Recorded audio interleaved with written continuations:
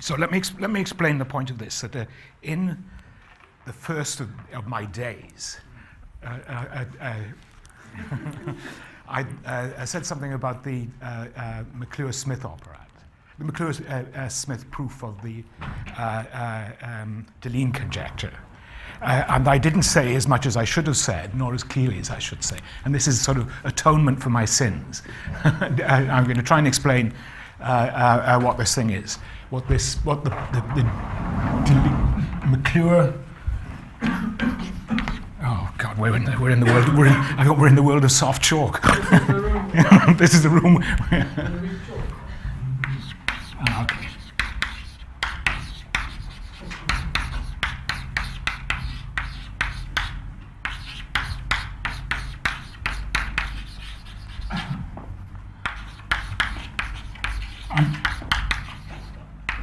Really, I mean, I'm not sure how to say what I've got to add to what they actually write, but I think I can explain better what they're doing, what they're actually doing. Although, on the other hand, you get nothing new from this if you read their paper and know what their results are. But I hope the explanations are clear. Now, one thing which I think is the thing which strikes me as being interesting about this is that the Deligne conjecture.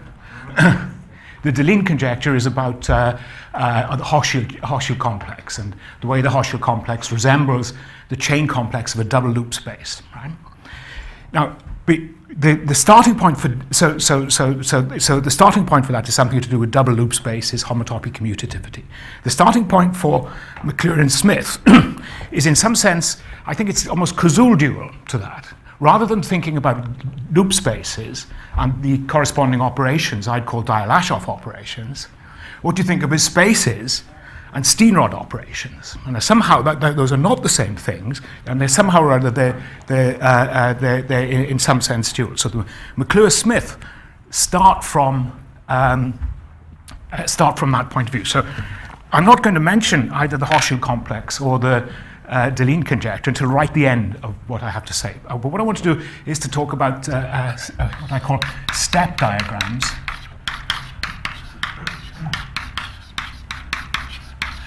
And, well, I chain co-operations.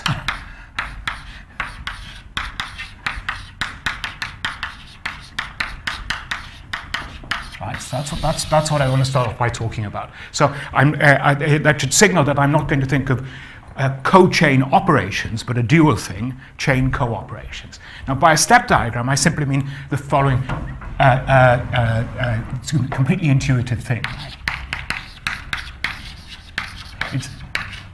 It's a drawing which looks a bit like this. Let's see, I've got some here.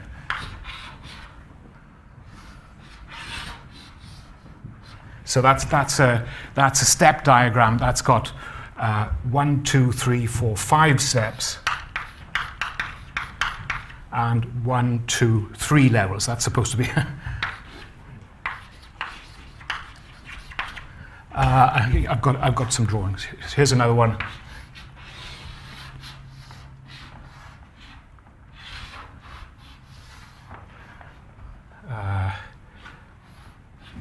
Right, so there's another step diagram. This has got 1, 2, 3, 4, 5 levels, and I don't know how many steps, but it's a drawing like that. It's the obvious thing. It's an obvious sort of step function. Right? Now, so what I want to do is suppose I've got one of these step diagrams. I call it gamma. Then what I want to do is define a co-operation. Let's see, can I just want to get...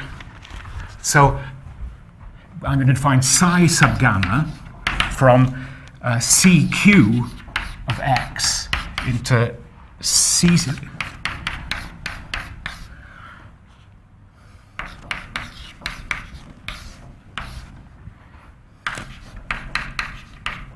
And here, step diagram with K levels and n steps. Right, I'm going to define such an operation. Now, what sort of a thing is x? Well, you can think of x here. I mean, so x could be a classical simplicial complex. That's probably the easiest thing to think about. So by a classical simplicial complex, I mean the geometrical thing. So in particular, any simplex is uniquely determined by its vertices. It could be a simplicial set. That's probably the most general. Or it could be a topological space. And then in this context, then C star X is the usual chain complex for the simplicial set or simplicial complex. And this thing, in this case, it's the singular complex.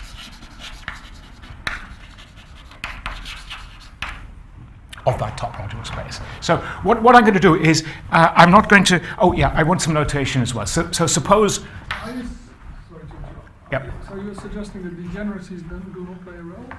Where you also include I mean, you can, it works in any of these contexts. Okay, right? So you can define it if you have a classical simplicial complex, a simplicial set, or a space in its singular complex. I understand. So I repeat my question. Does it also work for semi-simplicial sets? What do you mean by semi-simplicial It sets? doesn't have degeneracies. Yes. Sorry. Okay. Yeah. Yeah. So if suppose I've got a simplex. So suppose sigma is a simplex, and I'll always index my vertices, simplices by their vertices, the number of vertices they have rather than the dimension. So when I write sigma n, I'm in a simplex with n vertices and therefore dimension n minus 1. Okay. Suppose sigma is a simplex with vertices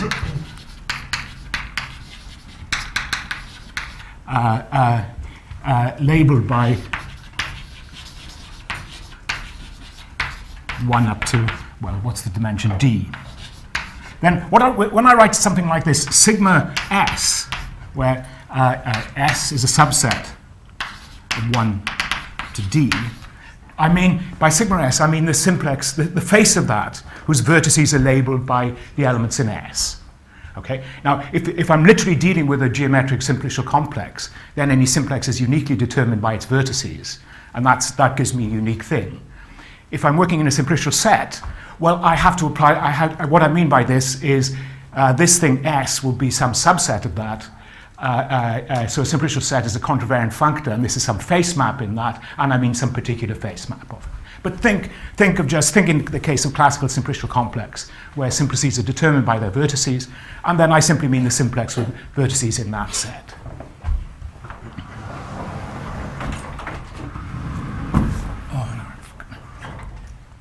Okay. So I'm going to define these things by example, and the first example I'm going to look at is this. That's the easiest step diagram you could have. It's got 2 steps and 2 levels. Well, what this thing corresponds to is, I'll call this psi. Oh, so useful notation. This is psi 1, 2, right? Because you see, the first step is at level 1, the second step is at level 2. So that code will uniquely determine the step function. So this says the first step is at level 1, the second step is at level 2. So this would be then a map, according to this, from CQ of X into, C star X. And if you look, it's in degree Q. Right? And how do you get this thing? Well, what I do is I take sigma with vertices 1 up to D, and I stretch them over this step diagram. So what I do is I've got this step diagram, and I put vertices 1 up to I at the bottom, right? And I put I to D at the top, and I mean that repetition. Right? I really mean that repetition. So I distribute the vertices of the simplex in all possible ways over this step diagram, and then psi 1, 2 of sigma is the sum sigma 1 up to I tensor sigma I to D.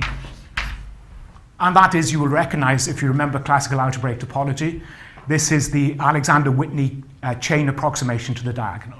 This is the standard taking apart formula for it's the Alexander-Whitney chain approximation to the diagonal. So what's the next interesting case? The next interesting case is this one, really. It's this one, which in my notation should be psi1 to 1 of sigma. And what's the formula for this? Well, sorry, I can't bend down that far. The formula for this is I do exactly the same thing. So I put 1I, ij, jd. Right? So this formula is psi1 2 of sigma is equal to the sum.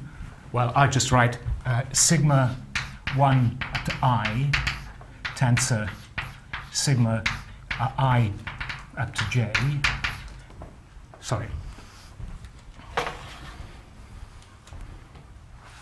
So now what do I put? What do I put at slot 1? I put the vertices I see at level 1. That's what I should.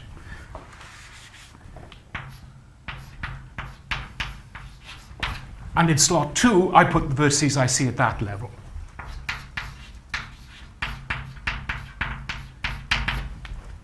Okay?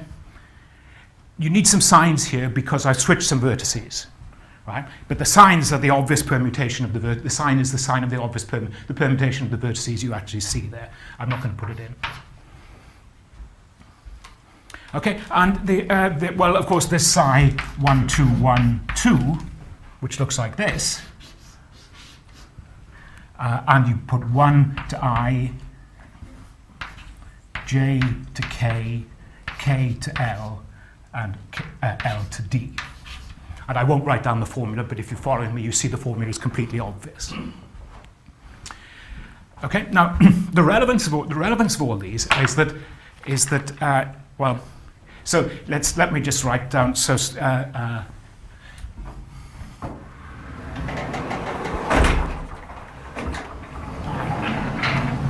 this is how you do it. I remember now. So. You see that psi 1 2 goes from the chains on X into the chains, well, CQ.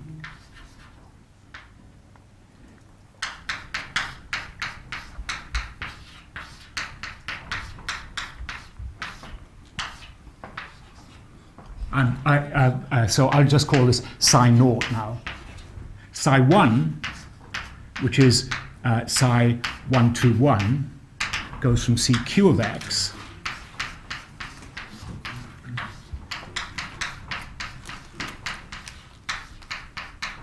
and if you look at my formulas, look at my dimensions, you see this goes up to Q plus 1.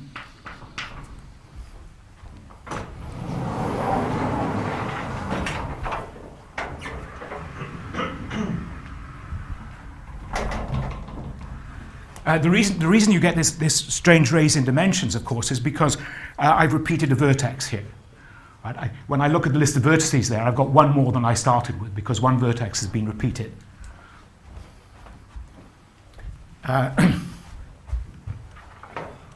So, in general, sorry, I'm not.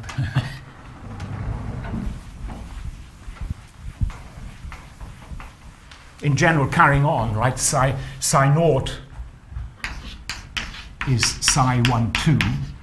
Psi 1 is psi 1 2 1. Psi 3 is psi 1 2 1 2. And actually, what I want to do, it's easier to explain what I'm doing now is I take the duals of these. So, Why don't you call it psi 2? Pardon? Why don't you call it psi 2? You said psi 1, psi 3. Oh, here, sorry. I mean psi 2. Sorry, I just miscounted. I just counted 0 1 3. Okay, so phi naught will be the dual.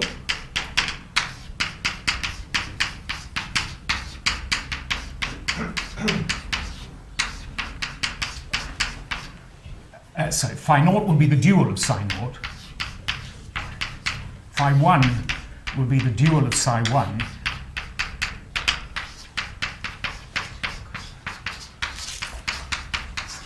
So, well, again, let me put a Q there, right? And in degree Q,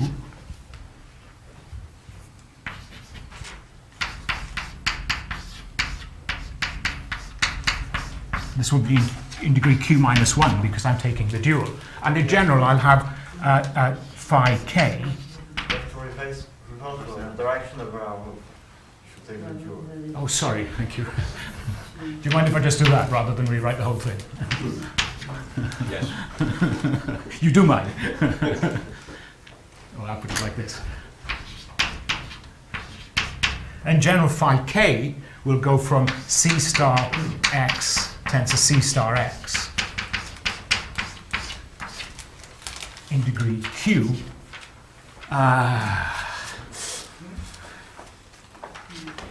Yeah, that's okay. This will go in degree q into q minus 1.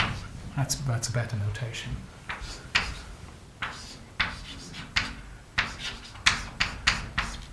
And these things, and this is where the formulas come from, these are Steenrod's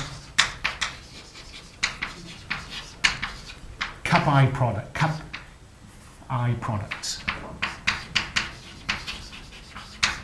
And that's where the formula comes from. So you go back to Steenrod's original paper where he describes Steenrod operations, and you'll find exactly this combinatorics in the definition of the things he calls the cup K products. And they always satisfy the following formulas.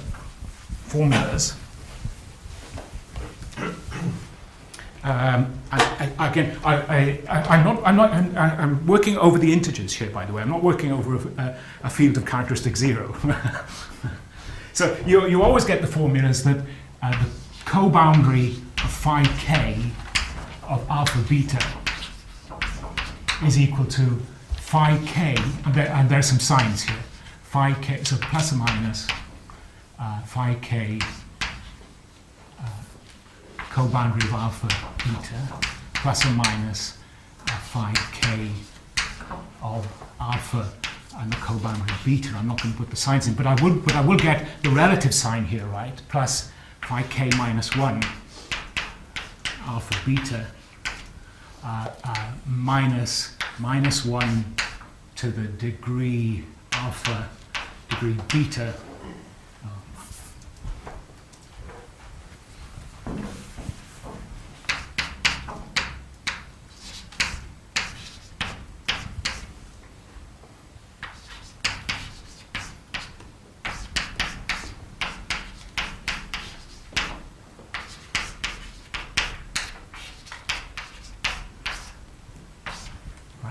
So that's in other words, for example, so if alpha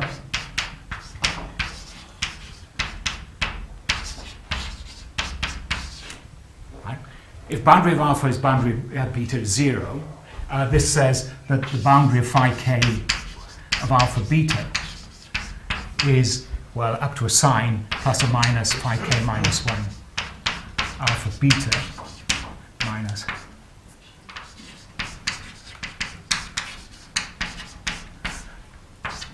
and it's a chain homotopy. It's a chain homotopy which makes this product commutative. So for example, if k is 1, so that this thing then is the cup product. If k is 1, so this is phi 0. Phi 0 corresponds to the cup product, in the classical cup product in cohomology. This fact tells me that the cup product is commutative at the level of cohomology. But you've got all the coherence conditions you could have for those things. Not only do you have the cup product is commutative at the level of cohomology, but the thing with the homotopy is commutative, is homotopy commutative, and the homotopy which makes it homotopy commutative is homotopy commutative, and so on and so on. So you've got the whole hierarchy of things here. So let's now suppose we work in mod 2 cohomology, so we don't have to worry about the signs. Well, more than that, and set alpha equals beta, and of course boundary alpha is 0. Well, then this formula tells me that the boundary of phi k of alpha beta is 0, right? Because these two terms now cancel, because alpha is equal to beta. Alpha equals 0. And so this is the thing which C0 calls the C0 operation. So we get an operation, this gives the C0 operation, which is usually written square lower k, or sometimes square upper n, or square 2n minus k, from hn of x, h square lower k, square n minus k, mod 2 coefficients, to h2n minus k of x with mod 2 coefficients. Right, and that is Steenrod's definition of the Steenrod operations. That really is what he actually does.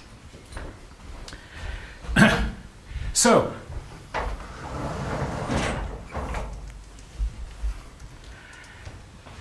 now the next step is, well, actually, I mean, these days we talk about operads, right? So make an operad.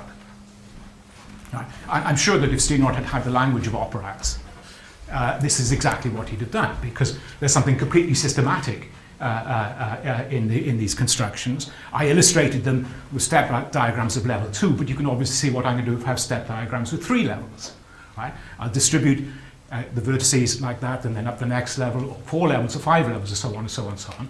There's an obvious extension of these operations. So now, what I want to do now is make an operad out of these.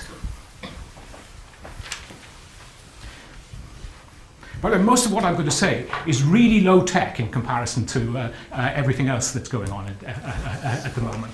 I would get no higher than no further than combinatorics and simplicial complexes. So making an operad.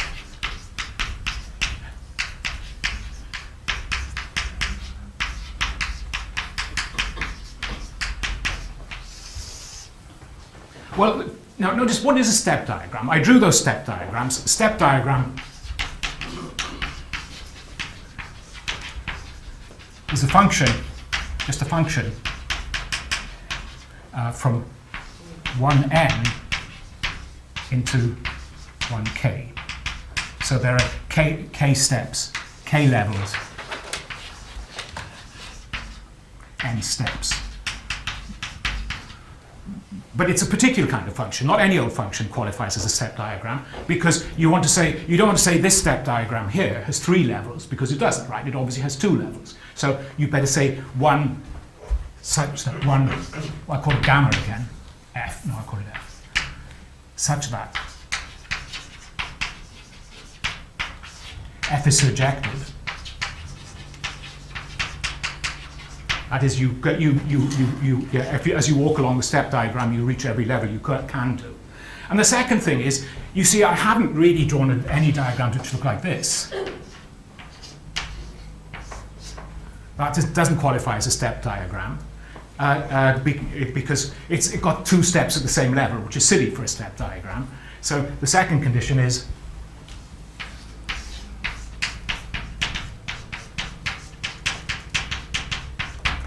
doesn't have 2 steps, 2 consecutive steps at the same. It could have many steps at the same level. Sorry, I beg your pardon. It could have many steps at the same level, but it doesn't have 2 consecutive steps at the same level. Well, making operad, the first thing to do when you make an operad out of these is completely ignore these 2 conditions. Right? So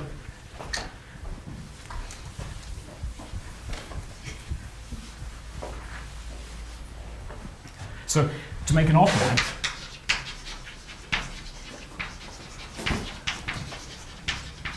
ignore these conditions.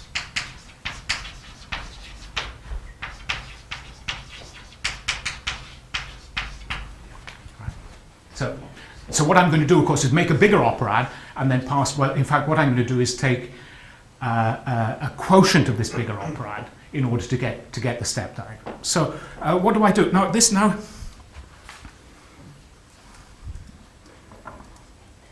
so where am I? Oh, sorry. Okay. I'll do it in this order. My notes tell me to do it in a different order, but what I'm going to do it in this order. Right? I've got to do 2 things. I've got to make an operad out of these things, and I've got to introduce a boundary. Even though I thought I was going to do it by introducing the boundary first and then making an operad, I've decided now to do it the other way around. So I'm going to make an operad out of these things. Right. So So there's a thing which I call the tautological operad. I'm described incorrectly when I talked about this before. So this is going to be an operad in the category, so I'm going to introduce a category S, are the sets N, and the morphisms from M into N. These are going to be all functions.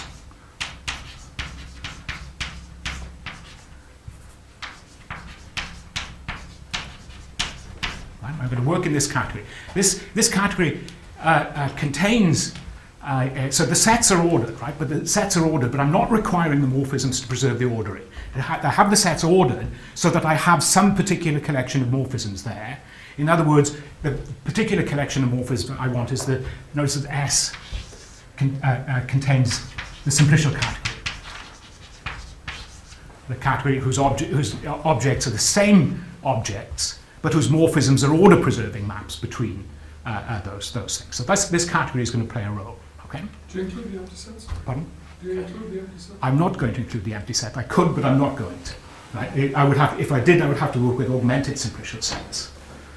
Well, delta would still be contained in that. Yeah, that would still be contained. And you see, I mean, there's a serious point there, right? Because, of course, you know, when I was showing you the operations defined by these step diagrams, I was assuming you had something at every level.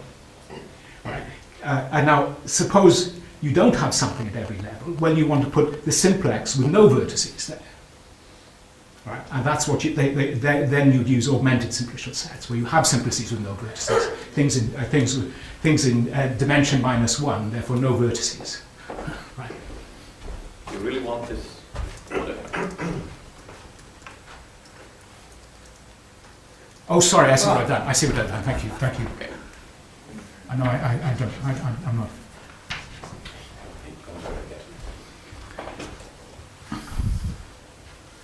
Okay, so I'm going to be using these things. Okay, so now let me define the tautological opera.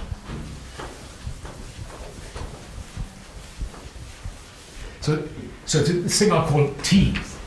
This is meant to be a curly T. Tautological opera. It's really.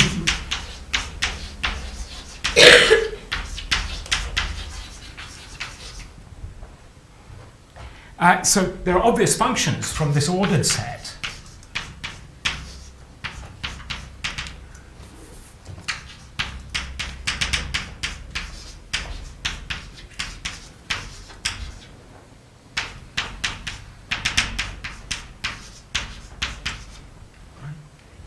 What I did wrong when I first went through this is I put a disjoint union there as well. Right? I don't mean that. I mean the product. Sorry, I beg your pardon.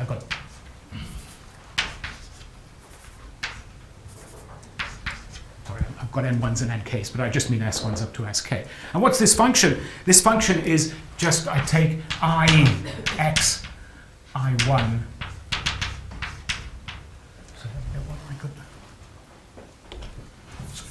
X, I, S1 up to SK, and I map that to SI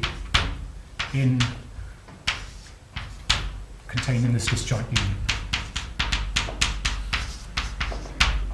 Right?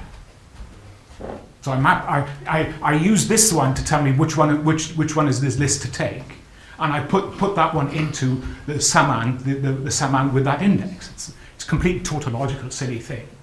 Right? And then you see that with these structure maps,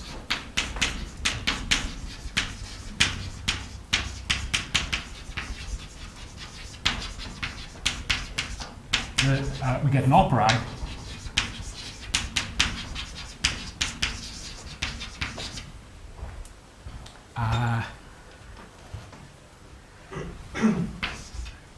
Tn. This. Well, I'm sorry. I can't do this curly T. So I could. where Tn, it just is the set. That's set n, right?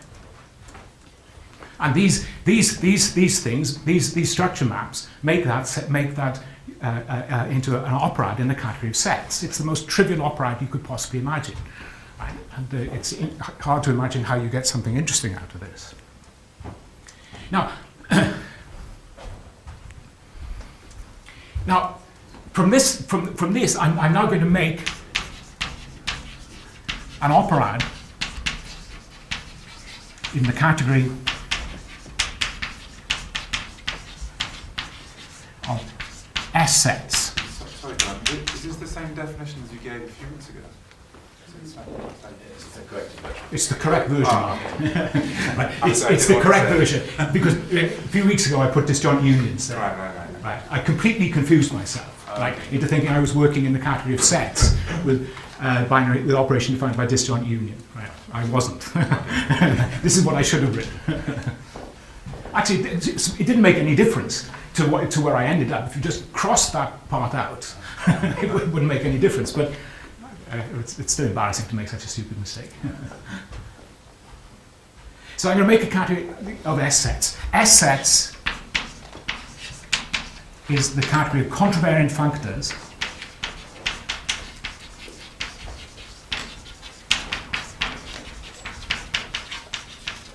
S to sets. So these are sometimes called symmetric simplicial sets, although I'm not. I think there's a better name. I think there's a better notion for that. Such things have been studied under the name of symmetric simplicial sets. You see, because S contains delta, such a thing is a simplicial set, but it's got a bit more structure in it, right? It's got a bit more structure in it. Structure, roughly speaking, is saying you've got an ordering of the vertices of the simplex. You've not just got a simplex, you've got a simplex and an ordering of its vertices. It's roughly the same. It's roughly the same thing. Was there a question? Oh, yeah. These SI are These- the capital SI These? Oh, they're just sets. subsets of They're sets, they're objects in that category. They're finite sets. What's it down to the name? no, just wondering the sets. Sets. They're equal or isomorphic to some n sub I. Right. Okay.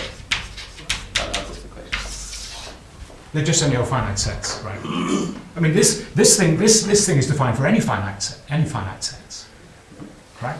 And so if you specialize to those particular examples, you get an opera. Okay, so it would probably be better to say that S is the category whose objects are finite ordered sets, right? And the morphisms are maps between those sets, right? Okay.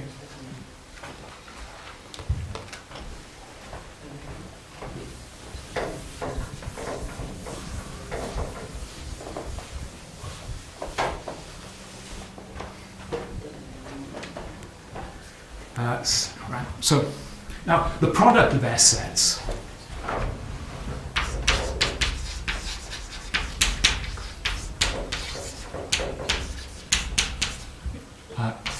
X cross Y is given by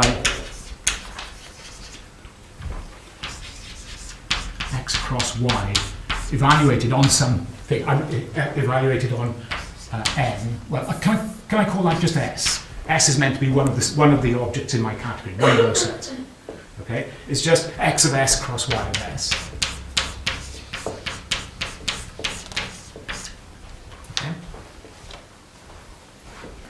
Right. Now you see, if I apply that, so let me just get right. So now define S. I put sub n to be the set to be maps in S from blank into n Right? That's the analog simplex in this category. Right? And then I then consider this collection Sn. Then I claim this thing is an operad. This collection makes an operad.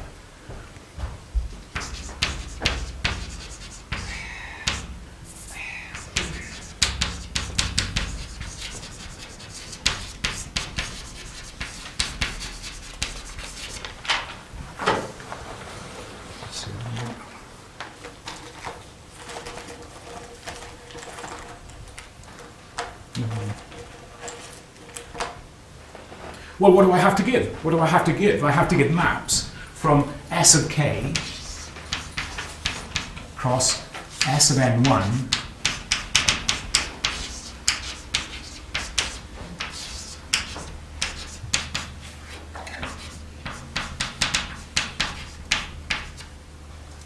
well, that means I have to give a map from S of k at S cross S of n1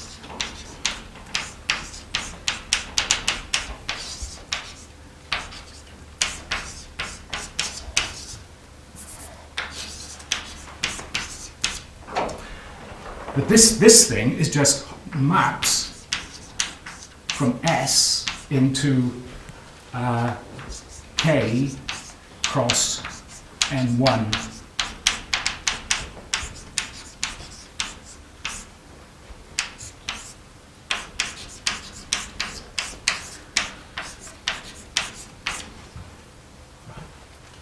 And all I do is, well, where did my operand go? Where did my Second line from above on the There it flat board. what? is. There it is. There. Right. It's just applying maps from S into such a just given by applying the structure map in the tautological operand there. I'm just taking an induced map. So it's trivially an operand. Okay, and that was meant to be the triumph of writing it like that. It's completely trivially an operand. Right? On the other hand, you don't actually need to write it like that in order to explain what the operand maps are. I want some piece of this.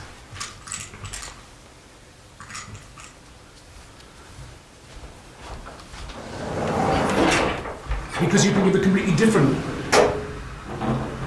construction of these things and check. Actually, it's not that hard to check that this thing is an operand. So here more explicitly are the maps. Suppose I've got a map from. Let's see. I'm going to give my notation.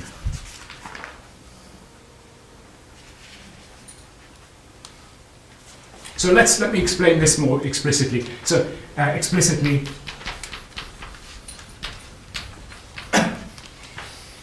I've got a map from F. I've got maps from S into K.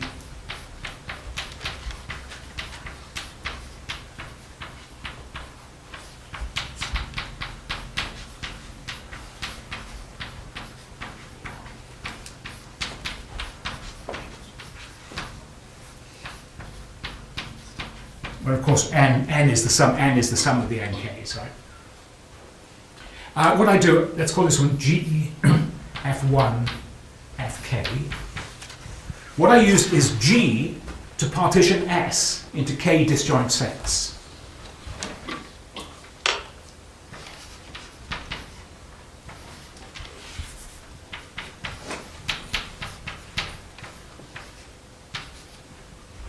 Right.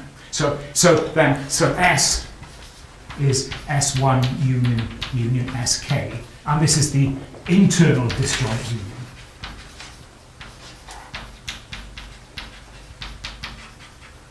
Right. So I'm not taking an abstract disjoint union. I'm taking a union of disjoint sets. So now I take F1 restricted to S1 union F2 restricted to S2 union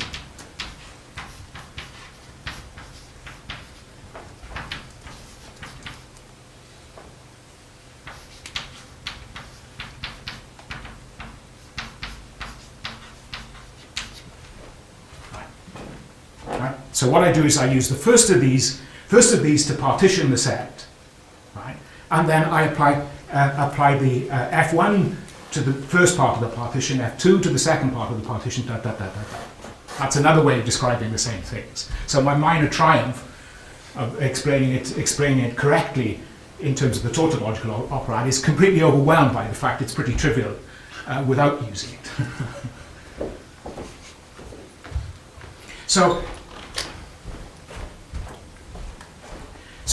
So what I've done is show you that, in fact,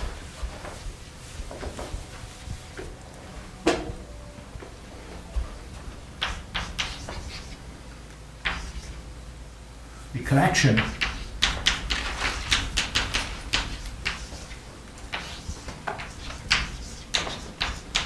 forms an operad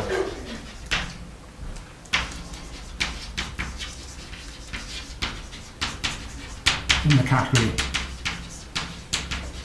of S sets. So that's the first thing. Okay, and it really is a operad in the category of S sets. So it's a bit more than an operad in the category of simplicial sets, but it's all clearly sensible. And the only way you could ever understand where this comes from is to look at what would happen if you replace S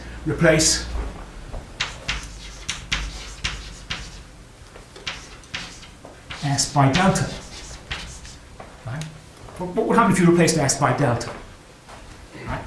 Well, of course, you'd be talking about an operad in the category of simplicial sets now. And in fact, you'd be talking about the operad maps are given by maps.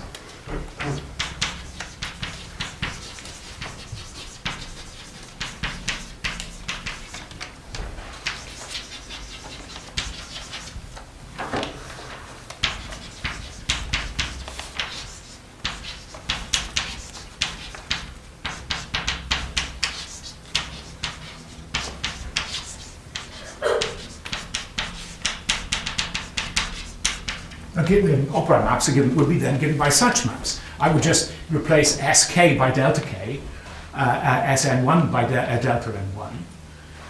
Now remember, that label there refers to the number of vertices, not the dimension of the simplex. And then it follows, you see, that this thing is the join of delta n1, delta n2, right? The simplex. If you've got a simplex and you partition the vertices of that simplex into two disjoint sets, then that's a way of expressing that simplex as the join of the simplex of two subsimplices. So this is really, with my funny indexing, this is really the join. Now there's a canonical map from delta k cross delta n1 cross delta nk into the join. You see it. Look in Milner's paper, Universal Bundles. It's a standard map. For example, in general, the join of two topological spaces is a quotient of the interval delta 1 cross x cross y. The double join is a quotient of delta 2 cross x cross y cross z, and that's exactly what these things are. It's exactly what these maps are. And actually, the whole key to my understanding of what's going on was to realize that, in fact, the combinatorics involved in forming joins of simplices was exactly the same as the combinatorics used in Kappa products, in Steenrod's Kappa products. That was the clue to seeing. That was the clue to understanding what was going on. To see that really you're dealing with joins.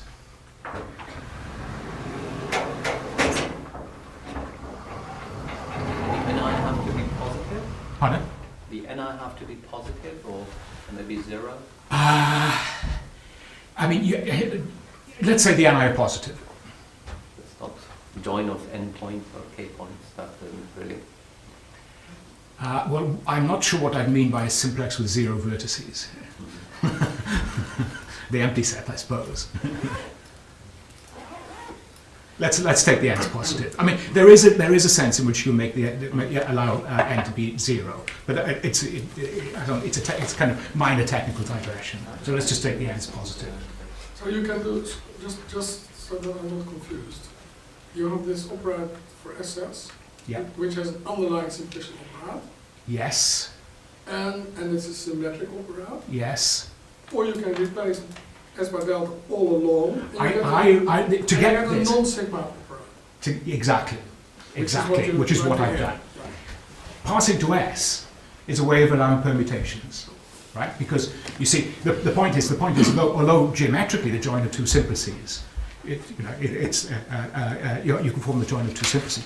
You can't actually very easily form the join of two simplicial sets, right? Because always you've got this fact that the vertices get mixed up when you're forming the join. You want to take over here something with vertex 1, 3, vertices 1 and 3, and join it to something with vertices 2, 4. Well, that's going to be a problem in simplicial sets because you're reordering the vertices. But if you allow yourself reorderings, which is what this S is doing, it makes no problem at all.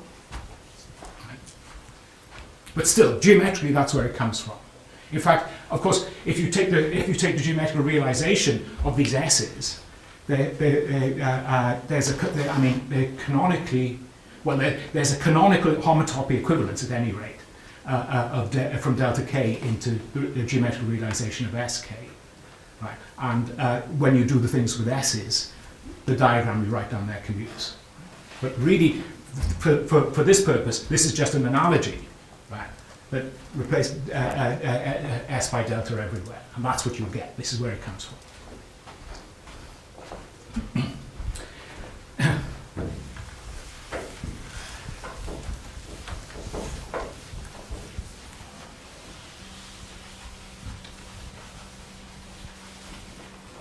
Right, now what do we do? Well, okay, so that's how you make an opera. That's how you make an opera, and that's where it comes from, right? So how do you make a chain complex? Well, I've told you really, haven't I?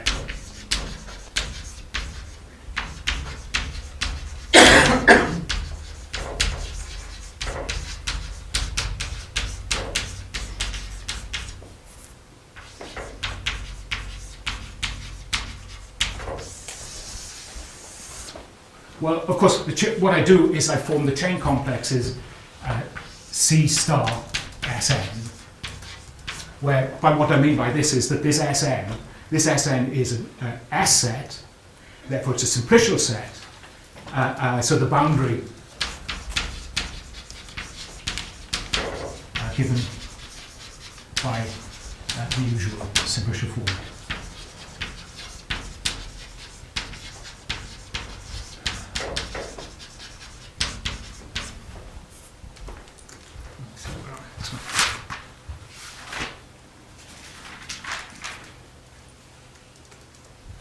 Now,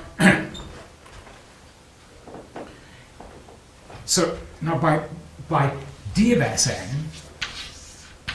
contained in Sn, I mean D of Sn at some set S equals the set of F from S into N, which are not surjective.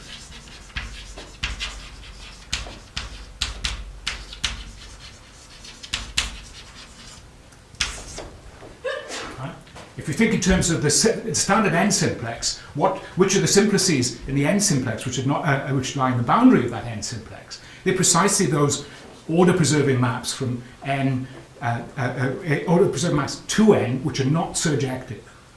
They miss a vertex, therefore they lie in the boundary. So I'm now starting to restore the two conditions I threw away, right? I threw away the condition that first of all f had to be surjective, when I can recover it by looking at, so we look at the pair C star Sn relative to the boundary of Sn. I can look at that chain complex. I know then that this chain complex will have a basis of functions which are surjective. So the basis for that is the surjective functions. But I've still got the degenerate ones in, the ones which have got repetitions. But those, I got the degenerate ones, I gave it away, didn't I? Those are exactly the degeneracies. Right? So I normalize it, take the usual normalization by removing degeneracies, and this thing. And then this thing, you see, is now, this is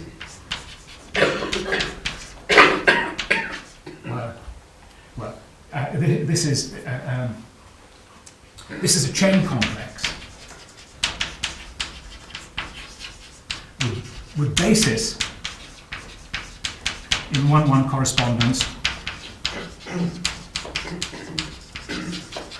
with step diagrams.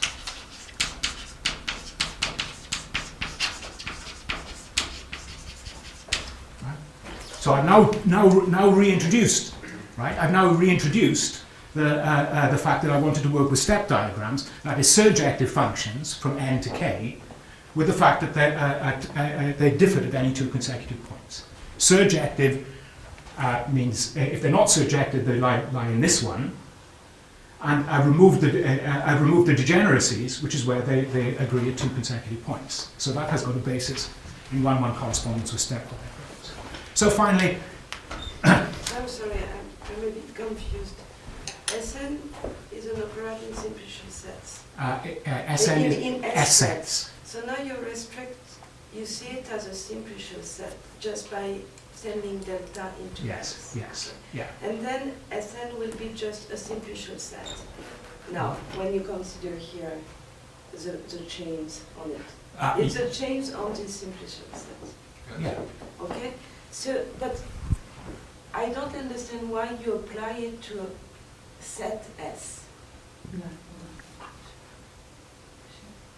You see, your boundary. Oh, sorry. delta Sn And this boundary is meant to be a geometric boundary. That's not a homological boundary, Yes. right? So what I'm saying is, Okay, this thing is going to be a sub-object of that. It's a sub-object of that, and indeed it's also a sub-simplicial set. Yes. It commutes with the restriction you Okay. described. Okay, but this map F is really not ordered, right? And S is not an ordered set. Oh yeah. It's always ordered. I'm sorry. What I'm doing is rather than writing brackets K, everything is ordered. S is one of the objects. Is it? S is one of the objects of S. It's really ordered? Yeah. But F is not. F is not. It's yes, but... No, but it's just a matter of taking the skeleton of curly S. It doesn't make a difference. Yeah. Yeah, it doesn't make a difference. Right. You are No, not but look, really, what I mean is S is an object in S, right? When I write it like this, Yes. I just don't want to. I'm just avoiding writing too much angular brackets, right? I want to write angular brackets there to emphasize that this is the n simplex, but I don't want to have to write angular brackets there all the time. I'm just being lazy. But you have a restriction for S sets to simplicial Yes. sets, as you said, and Yeah. you have a boundary for S sets and for simplicial sets, and the two commute. Yes, exactly. Yeah. Mm. Yeah. So it is unambiguous. It is unambiguous, I think.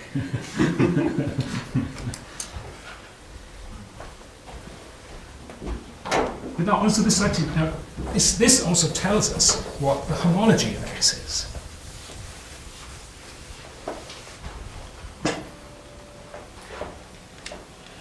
So the proposition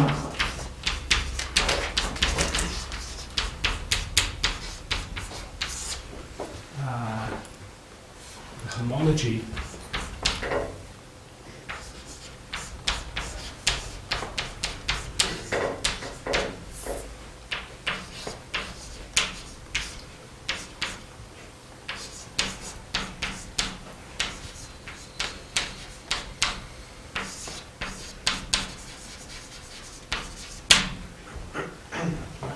because this is secretly the homology of an n simplex modulo its boundary. N minus 1 set. N minus 1 simplex, sorry. The simplex with n vertices modulo its boundary. Right, so it's just of course that's not what I just said is not a proof, but it's very easy to convert that idea into a proof of the fact that this is what the thing is. So of course the other proposition is, which is sorry, I've got slightly out of order.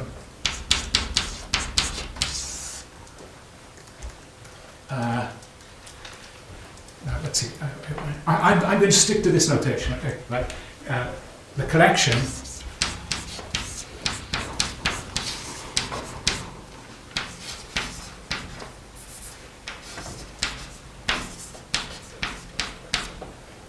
forms an operad.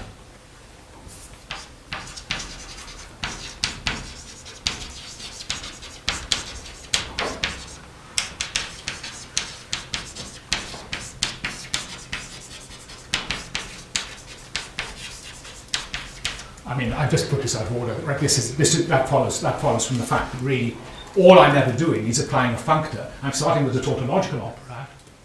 I'm applying a functor to that to get the operad Sn. Then I'm taking a pair Sn relative to boundary of Sn, and then I'm applying Nc. So all the time I'm applying a functor. So it follows from the structure of the tautological operad that this is an operad in the category of chain complexes. Now, I expect you were hoping that, well, I'm going to now make an E-infinity operad out of this. You see, I haven't got an E-infinity operad, right? But I will get an E-infinity operad if I do the operatic desuspension of that, right? The operatic desuspension of this thing shifts the space in degree n-1 down to 0. Right, the 2 down to right. so.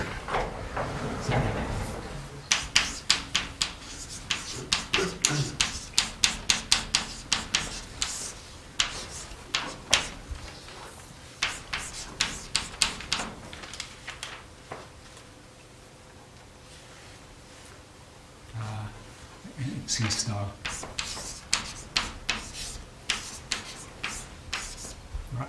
So, Can you give this thing a name? pardon? Can you give this thing a name? Yeah, I think I have to, don't I? I think I have to call this operand P. I didn't call it P. I don't use anything to do with. I'm going to use step and S at the last stage, right? So I'll call this operand P. So the operatic desuspension of P is an E-infinity operand.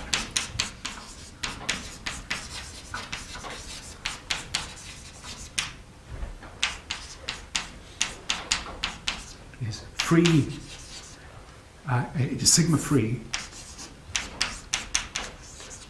and so that is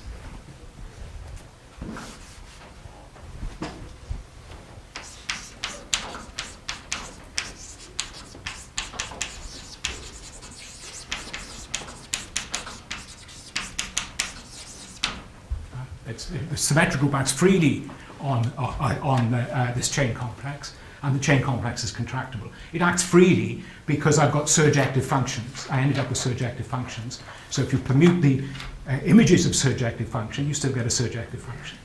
Right? So it's free, and it's contractible because the operatic desuspension exactly puts this term in degree 0, puts this one in degree 0. Remember, the way I think of the operatic desuspension is that it's the operad. So, with the property that the suspension of something over that, right? The operatic desuspension P, lambda minus 1 P, right? And a module for that, so the suspension of a module for that is a module for P, right? Right. So anyway, this thing is an E-infinity operad.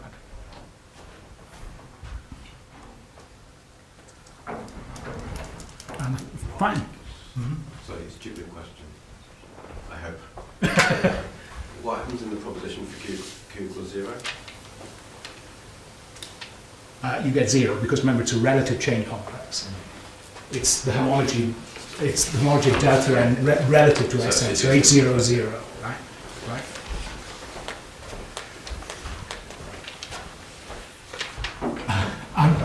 The next proposition is to tie this part together. Is just to say that, of course, just to say, well, you're expecting me to say this, I hope, but proposition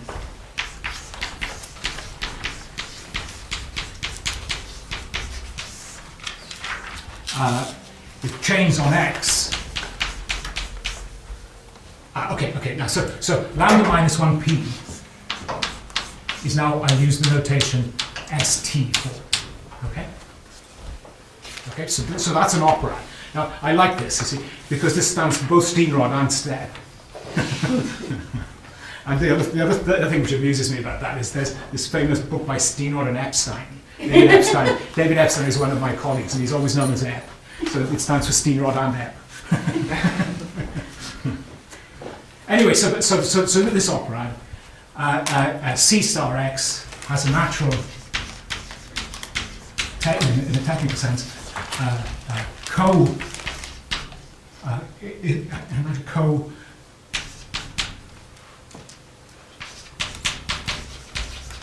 and I just write compatible with the Kappa products, with Steenrod. Oh, well, I should really say co-Kappa products. Okay. So I'm just tying the two ends of this part together. I started off by defining chain co-operations. Well, what I'm saying is that actually, if I now modify those chain co-operations, if I go along this route, I end up with an operad and the co-action of that operad on the chains. Now, that in itself, I mean, remember the theorem of Mike Mandel, right, which tells you that the homotopy type of a space is unique, is determined. Well, I mean, there's some conditions, but basically, the homotopy type of space is determined by natural E-infinity structure on the cochains, on the cochains on X. So this thing kind of tells you, if you take at the chain level, it's the singular chain complex of X, and all these chain level co-operations which fit together in an operad like this, you've actually determined the homotopy type of X. But there's more to say about that, and I'm not about that theorem of Mandel, because he has to say that's only true over a field of characteristic, an algebraically closed field, right? So there's an interesting story about what happens if the field isn't algebraically closed. He doesn't say that the homotopy categories of E-infinity co-modules is the same as the homotopy category of spaces, even with all those technical conditions. So there's more to that, but at least that's an interesting thing. Okay. So, okay, I'm doing quite well. Right, okay, now what's all this got to do with the horseshoe complex? Is that financial mathematics? Pardon? Financial mathematics, you've got cost structure.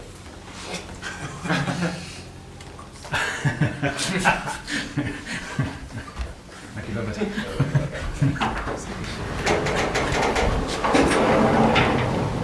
So what's this all got to do with the horseshoe complex? Now, Change in 20 years.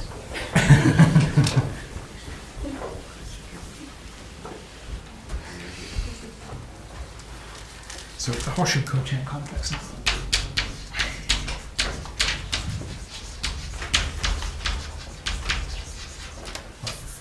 Horseshoe complex, yeah.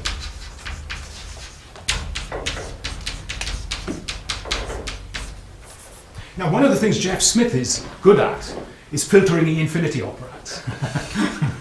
Right? And actually, the nicest account of filtering E-infinity operads. So what I'm going to do is filtering.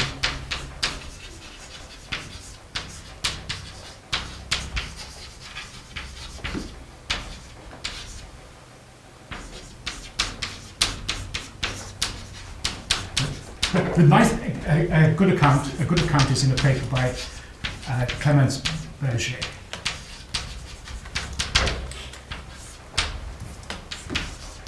Actually, Berger's account is very, very nice and very straightforward. Okay, but so there's a theory of filtering filtering E-infinity operads to get En operads, and that I'm going to apply that now. So that's what I'm going to do. But I'm going to do it. I'm going to do it like this. Okay. So we define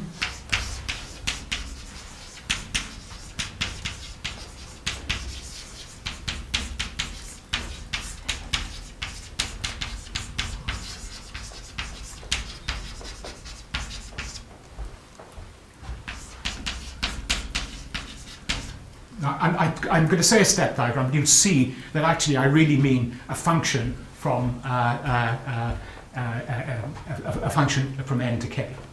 Right? All I say doesn't really use the fact that it's a step diagram, but it's more convenient to. So let's let's say that the complexity of a step diagram with one step is 0. Right? So one step is trivial. So let's not worry about it. So what's the complexity of this? I'll call that is complexity 1. 2, complexity 3. And you see where I'm going, right? You see where I'm going. So that's defined the complexity of step diagrams with 2 levels. Okay? So this defines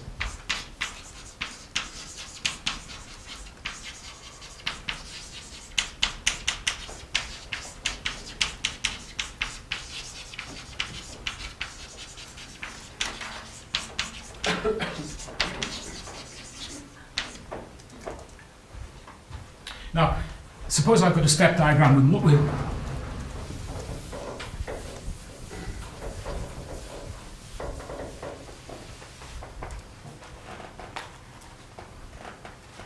so given a step diagram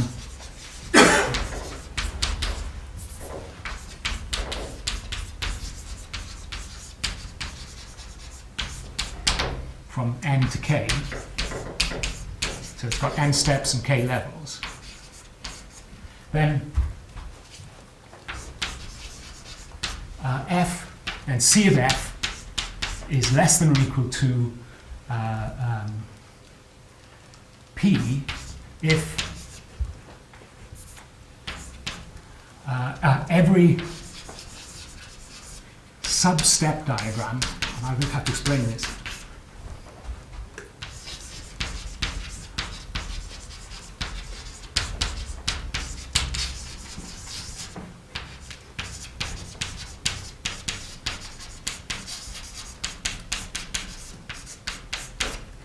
by a sub-step diagram with 2 levels, I mean, so choose I and J in K,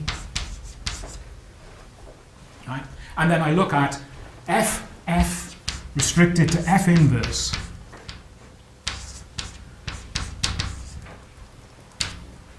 F restricted to F from F inverse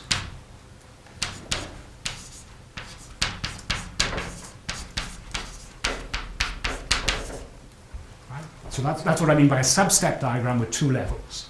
Right? You pick 2 levels, you look at all the things which hit those 2 levels, and then that has to be one of the, has to have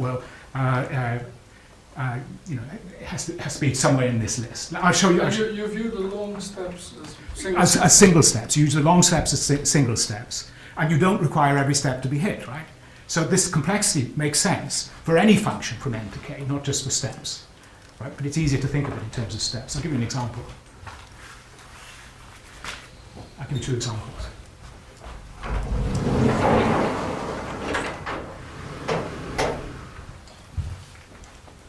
So let's take this one.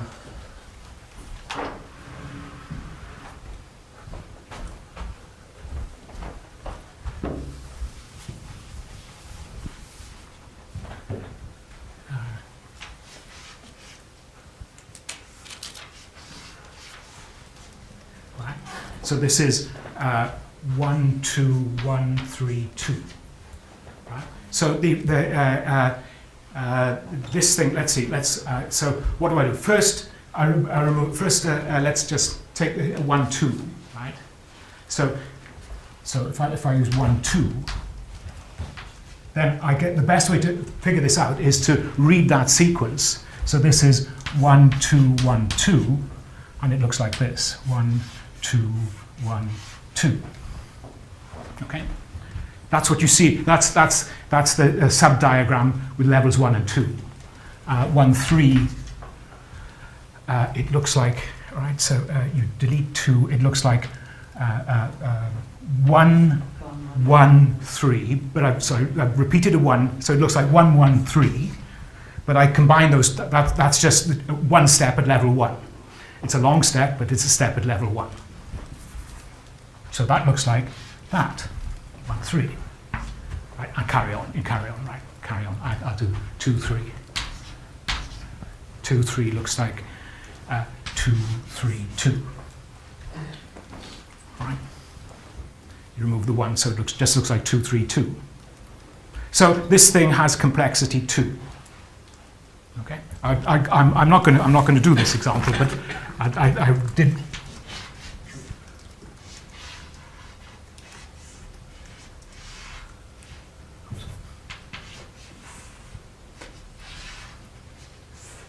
So what I mean here is 1, 2, 1, 3, 2, 4, 2, 4, 2. Okay. I mean, it's a random example. It's not a random example. You've got a huge number of collapses. For example, when you remove 4 from this, all these 2's are going to come together. When you remove 2 from it, lots of 4's, well, that 2 has complexity 2.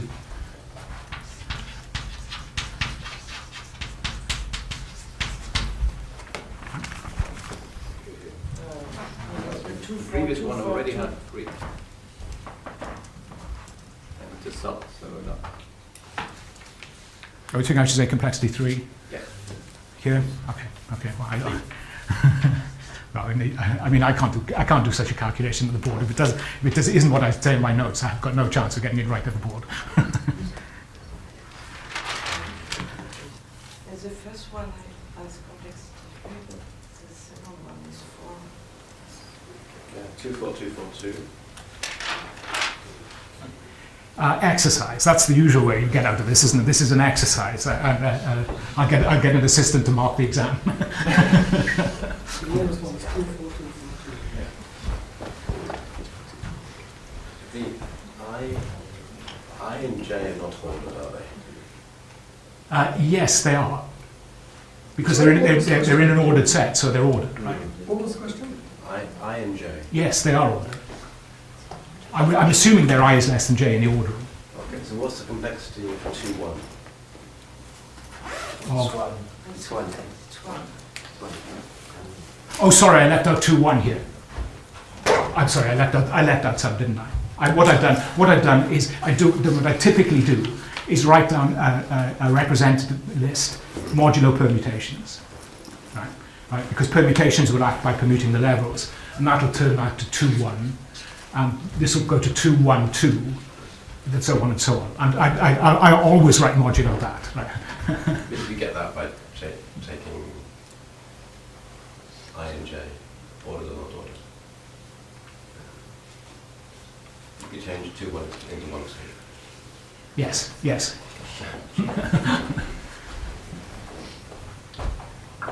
Right. Let's see where am I going. Now,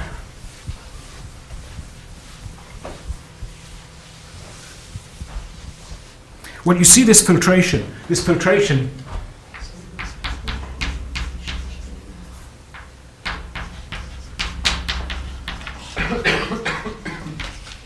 F sub D and F sub D of step.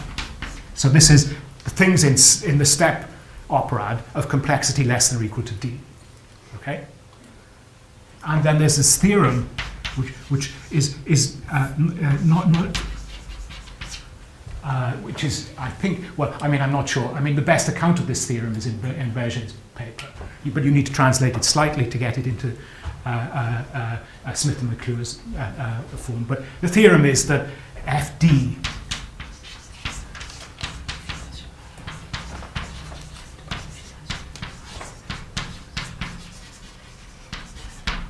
whereas the step function, the step diagrams give you an E infinity operad. Step diagrams of filtration less than or equal to D give you an ED operad. And actually, I'm not sure whether there's an agreed definition of what you mean by an ED operad. But what I mean is something quasi-isomorphic to the chains on the little disk operad. Right. Is that the definition you would take? Yeah. Only possible definition. I think it is the only possibility. I mean, look, for an E infinity operad, you've got this easier thing. You could say it's sigma free and contractible, right? But I don't think there's an easy way to characterize an ED operad, unless you say it's the There's no perfect. yeah.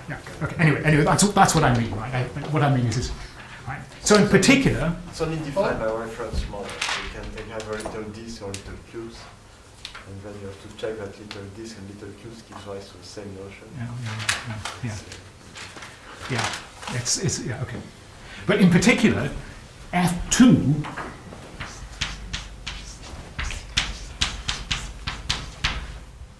is well, you know, it's F2 is the operand in the Deligne conjecture.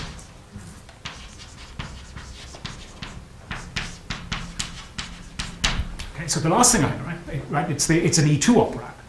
So the last thing I want to do is tell you how this acts on Hochschild cochains. Okay, and again I'm going to give you a completely a formula.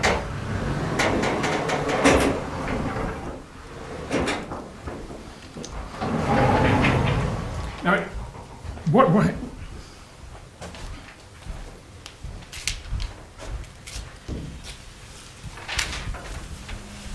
so in the Hochschild cochains, so C star A, and the structures I want on this are the cup product and the braces operations, G. I'm not going to repeat the formula for that. Well, what this operation is given by is what you do is you put it, well, it's which is equal to. I'm going to tell you what it is.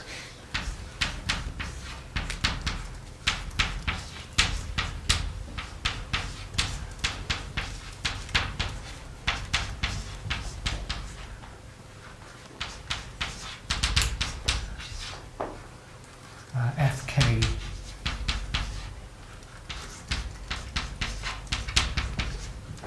right, and I've got some signs to worry about. No, I don't know. I don't think I've got signs here because I'm not evaluating these on elements. The signs come in when I want to evaluate something like this on elements. Right? So you see, so G is a homomorphism from A to the K, A tensor K into A, and you see that if A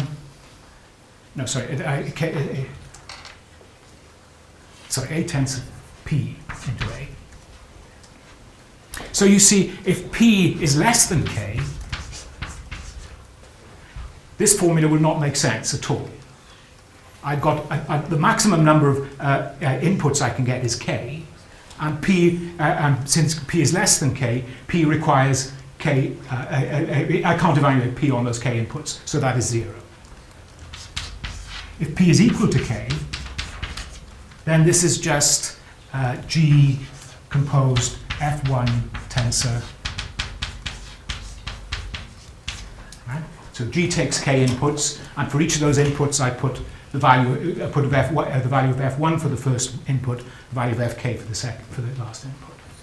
And if P is equal to K plus 1, well, I mean G composed. Well, I can put the 1 first.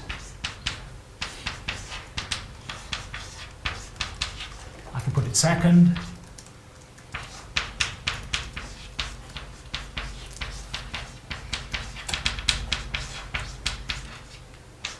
And so on, right? Right. So if P is K plus 2, well, then I start off by putting 2 1s in front there. Then I put 1 there and a 1 there. Then I put 2 1s there. So on, so on, so on, so on, so on. In your general formula, the indices are slightly off. You should start with I0. Or end with IK plus 1. Yes, you're quite right. Right. And then make next one I1. Oh, yeah, okay. No. And then I'm right, yeah. It would have been easier to change K to K plus 1. Okay, so,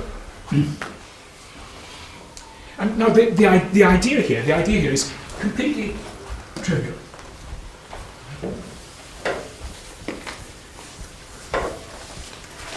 What you do, so I'm just trying to describe the idea. You take your step diagram, right? And look at the bottom, the bottom line from above. And you see what you've got marked on here. Suppose my step diagram looked like this.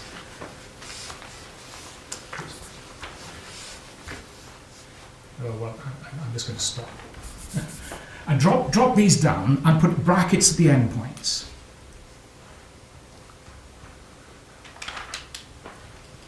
Right. Drop what down? Drop the steps down. Sorry, I could put a bracket there.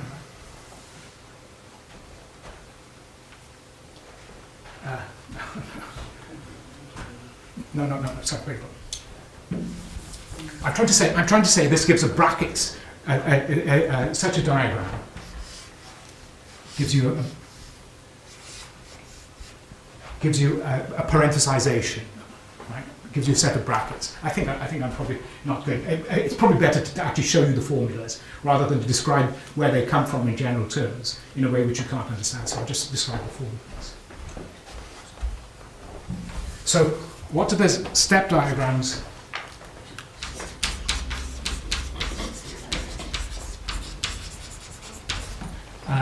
so 2 levels, 2 steps. Okay, 2 levels, 2 steps. There's that one, and I will. Oh, right. Of course, the other one you treat simultaneously. You know, the other one you treat completely analogously. Now, what do I have to label these steps with? These steps have to be labeled with a G and an F in the Hochschild complex. So this should be an operation on 2 variables G and F in the Hochschild complex. What is it? Well, it's F cut G. The bottom one is labeled by F, so that comes first. What about this diagram?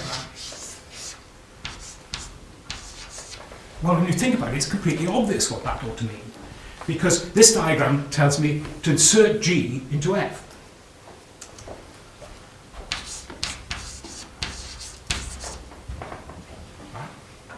That's what this diagram tells me. Insert G into F. What about this diagram? Well, remember, I've got a G there and an F there, and I simply don't know how to do that. I don't know how to use that. But I don't have to, because it's got complexity 3. So I don't have to do that. Right? Okay, so then if I turn them the other way around, then I'll have the things you'd expect. Now, actually, it is the case that the step operad is generated. The step operad. If you take something in the step operad, then I can look at its restrictions to subdiagrams with 2 levels. Then it follows that in fact the operation you started with can be expressed in terms of those sub-operations. Right? It's quadratic. It's quadratic also. Yeah. Generated by the things of degree 2. So in fact I've told you everything. Right? I told you everything, but it's a bit kind of terse. So let me just show you how you do the step diagrams of degree 3. Okay, what I'm going to do, I'm going to tell you two things. First of all,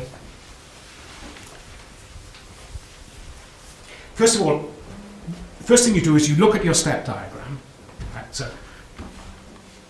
and you decompose it into the maximum sub-steps.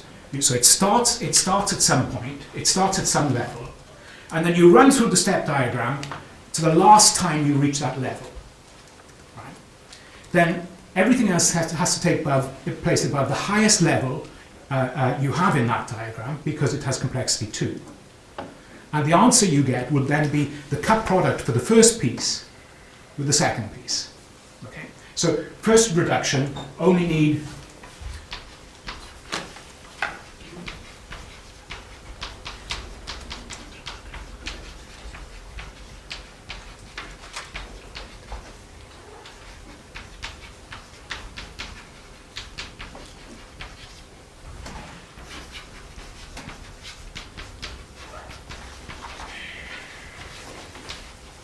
So I need to look at step diagrams which start and end at the same level, because I divide the step diagram into the biggest bits and then cut product them together. Secondly, we can assume This level is 1 by permutation. Right? By permutation, I put that level 1. Now, suppose 3 levels. Right? 3 levels. I'm going to do step diagrams with 3 levels. Well, there has to be a level at which there's a unique step. Otherwise, you defend complexity less than or equal to 2. So what I say, 3 levels, and I do another permutation, 1 step at the top. Okay. So that's kind of a normal form. I'm giving you some argument why modulo permutations, these are the only ones you need to look at, right? So if they start and end at the same level, and at the top level you see 1 step, and then I can draw them and I can show you what they represent. I think I can draw them.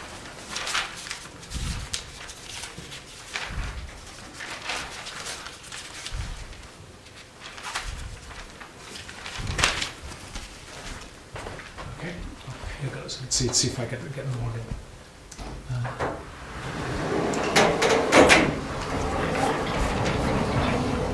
So this is some kind of normal form. You could see that actually there is a normal form. You could put them in.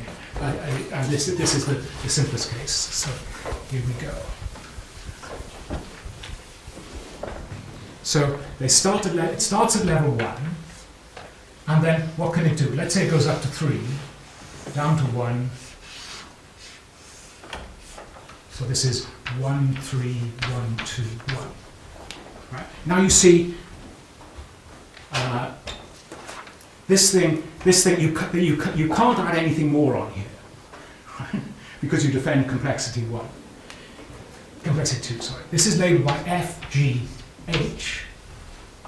And what does this go to? This corresponds to F, HG, sorry. That corresponds to that braces operation. Right? And then, of course, now I've done all the ones you get. I mean, you know, there's another one which is 1, 2, 1, 3. Well, that's a similar braces operation. Okay. And you see, it's completely intuitive what you do. Can you go 1, 2, 3, 2, 1? 1, 2, 3, 2, 1. Yep. 1, 2, 3, 2, 1. Now this is labelled by H, G, F, and it's F.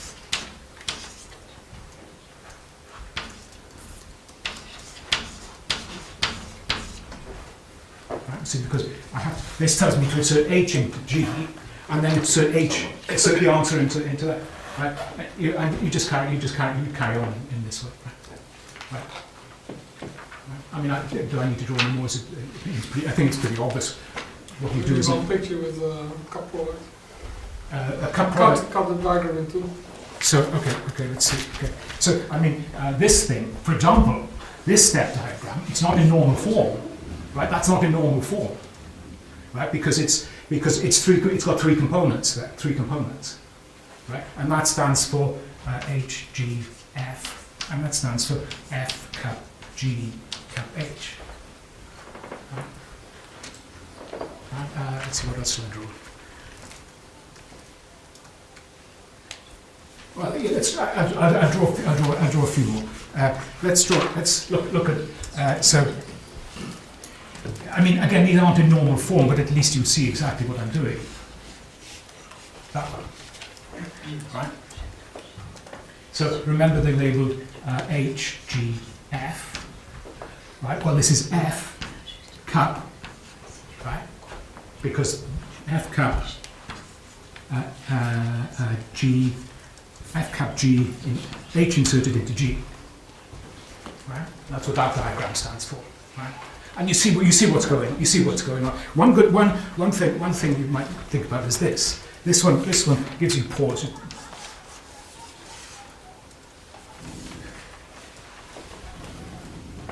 Right? But you see, it's got complexity 3, so you don't have to do that. You see, you get, if you try and think how you're going to insert things, you get stuck. Right? And then, but then you realise you don't have to insert anything. You don't have to make an operation. Well, you could see, you could presumably see the pattern. I probably said enough for you to actually figure out exactly what I mean. Do you know the cactus pictures? Oh, Cactus pictures. For people who don't know it, it might be useful to draw. Oh, do you want me to draw it? If you want to. you want to relate it to the cactus Yeah. operads? Yeah. Okay, The filtration 2 is the same as the cactus picture. I mean, you can draw a cactus if and only if it's got, well, if and only if you know how to do the substitution.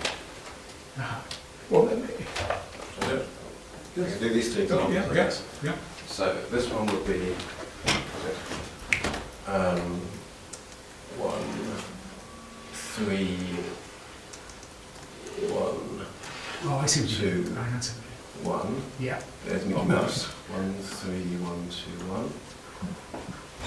This one will be 1, 2, 3, 2. Yeah. Okay. This one will be. This is boring, isn't it? This is just 1, 2, 3. Yeah. This one is. Okay, this is wonderful. So what you're trying to do is tell me to draw 1, 2, 3, 2. 1, 2, 3, 2. Yes. Yeah. So it's 1, 2. No. You see, I'm not trying to. You see, Cierra el uno. It's- it's- 1, Cierra el uno y abres el dos. 2, 3, 2. Okay. And then you try and draw this one. And you can't. Anyway, It's the same as trees also. Yeah. There's a dissection Yeah, of yeah, trees. yeah. Which trees are pattern trees? And you see this just by saying it's how can you stick F, H, and G into each other? Yeah, it's just trees.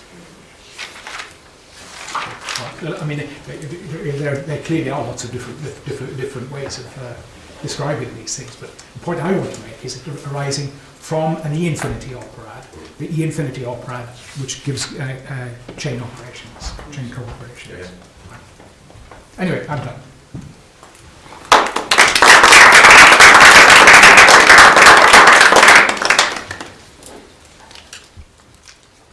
Question? I have probably a very silly question, but I'm confused. I read a thesis once about these symmetric solution sets. So why do you say the realization is of Sn is delta n1 as well? For example, it isn't. It's homotopy equivalent to. If there's a if you, for example, take the symmetric set of two elements, chords, it has the simplex 0, 1 and it has the simplex 1, 0. yes. Okay, and they glue together as in one loop. But then if you identify the boundary to a point, you get a wedge of two slips. I probably have some sort of silly confusion, but I don't understand it anymore.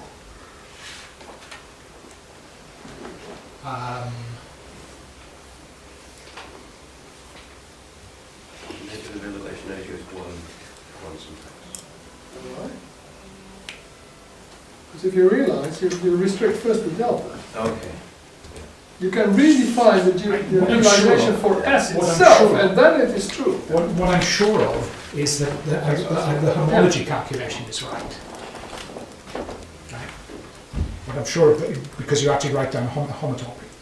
Right. Well, the way I would do the way I calculate the homology of the. Or do you take something sort of sorry to interrupt you. Yeah. Some sort of invariant homology, equivariant homology. No, I'm just doing the order homology. Well, I'm confused. Okay, well, okay, We don't want to have to hold up everybody. Well, look, the other, actually, you remind me to say, there's, you reminds me to say, well, one other thing. Actually, I don't think S is the right thing to use there, by the way. If you want the best properties, I don't think S is the right thing to use. I think the right thing to use is what Jean-Louis Laudet would call delta sigma, the cross superficial set, right? So then you really are thinking of simplices with an ordering of their vertices, Right? You really are, because that's what delta sigma parameterizes. So I think that's the best thing to use there, to use in this. Then you really, then you've got a nice adjoint functor from simplicial sets to it, taking the free thing. So there, all these things become true at the level of realization. At this level, I'm actually not sure, right? The famous thing about delta sigma, that if you take a geometrical realization of one of the things, it is the simplex times a big contractible group, right? An infinite dimensional contractible group. Yeah. So there, I'm sure you get the right thing. You see, actually, if you push me on symmetric simplicial sets, then I know you get the right thing on homology, because I can write down a chain homotopy. But I'm not sure whether I can write down I'm not sure what actually the realization of that thing is. Believe that. Okay. So I'm backing off, right? I'm saying I can do it at the level of homology, certainly, right? I know in a different context where you get the correct homotopy type, and I'm not sure whether you get the correct homotopy type and the correct, but I'm sure you get the correct homology, the correct homotopy type. It also reminds me to say that there's another example you can use. You can use delta braid as well. Oh, yes. Right. You can make exactly the same construction with delta braid. And each gives interesting operads.